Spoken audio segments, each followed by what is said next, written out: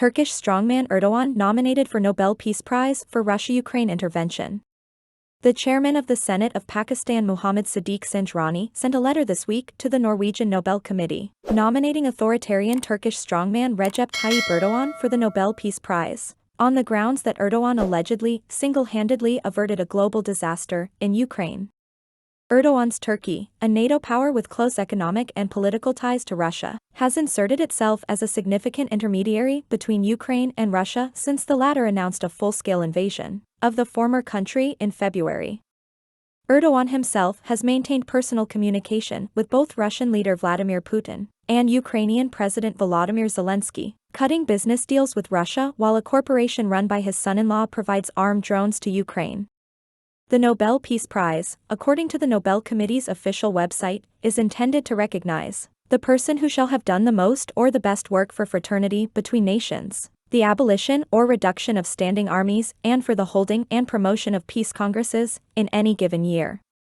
Recent winners include warmongering Ethiopian Prime Minister Abiy Ahmed, the UN World Food Programme, an agency whose workers have an unfortunate history of rape accusations, and Colombian President Juan Manuel Santos, whose peace deal with the communist terrorist Revolutionary Armed Forces of Colombia, FARC, has fueled the biggest drug boom in that country's history.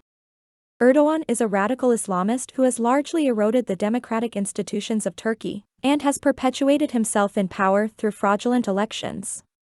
He is expected to stand for president again in 2023, but it is unclear who will be allowed to run against him after the arrest of popular Istanbul mayor Ekrem İmamoğlu for allegedly insulting politicians.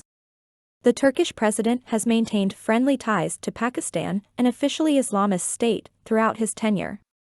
Like Pakistani former Prime Minister Imran Khan, Erdogan has used his international platform to condemn criticism of Islamic leaders as Islamophobia.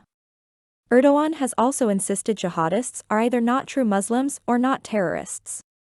Noting that the Nobel Peace Prize is typically awarded to people who have taken exceptional action to resolve looming or ongoing conflicts towards peace, Sanjrani described Erdogan as a true statesman and leader in his letter and praised him for understanding the true message of the Holy Prophet Muhammad SAW, and his teachings of peace, tolerance and love for all humanity. Erdogan, the senator's letter continued, worked to dispel the myths and misconceptions related to Islamic teachings. The primary reason for the nomination, however, was Erdogan's involvement in the Ukraine war. Russia-Ukraine war had quickly turned into a nuclear flashpoint that could have ended in catastrophe for the whole world, the Pakistani Senate wrote.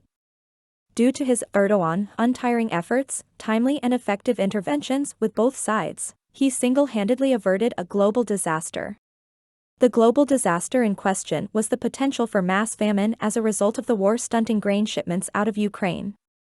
Ukraine is responsible for producing about 10% of the world's grain supply and is a major producer of other critical crops, supplying markets primarily in Africa and the Middle East. Erdogan maneuvered his relationship with both Moscow and Kiev to broker a deal in July in which Russia would allow Ukraine to ship its grain and other critical food products out of its ports without being attacked. The two sides extended that agreement for 120 days in November, also as a result of mediation partly by Erdogan.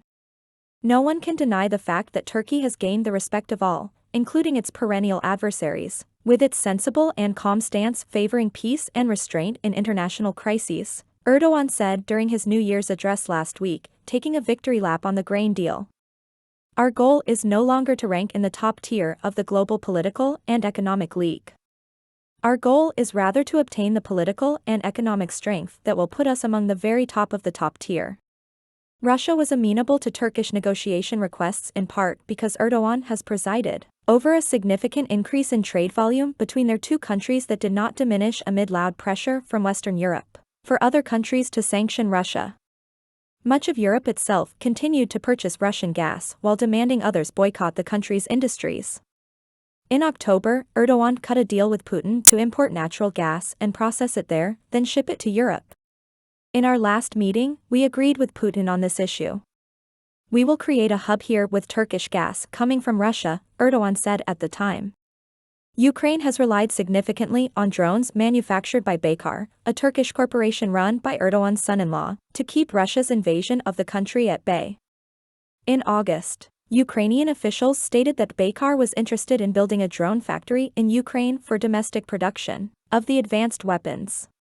Baykar's relationship with Kyiv and its key role in preventing Russia from conquering the capital has not stopped Putin from considering business with the company. Putin told me that he wants to work with Baykar. He proposed to establish a factory in Russia as Baykar has done in the UAE, Erdogan said in July. Baykar executives have claimed they do not have any interest in working with Russia, contradicting the president.